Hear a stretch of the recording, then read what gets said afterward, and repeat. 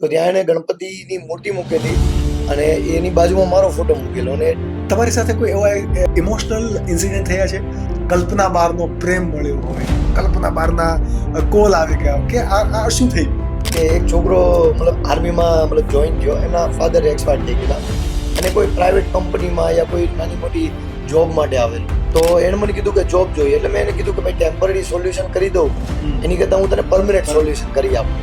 એના father expire થઈ ગયા એટલે એનું મેઇન ટાર્ગેટ એ હતું કે ઘર ચલાવવું છે. ભાઈ મેં કીધું કે એક જગ્યા છે ત્યાં સેન્ટ્રલ ડિફેન્સની ભરતી છે, છોકરો અટકતો હતો કે ઘર ચલાવવાની અત્યારે પહેલી જિમ્મેદારી છે કે એનું ટેન્શન ઘરનું છોડી દે, એના માટે જે બી પૈસા જોઈએ છે હું તને આપી દઈશ, તું ખાલી ટ્રેનિંગમાં ધ્યાન.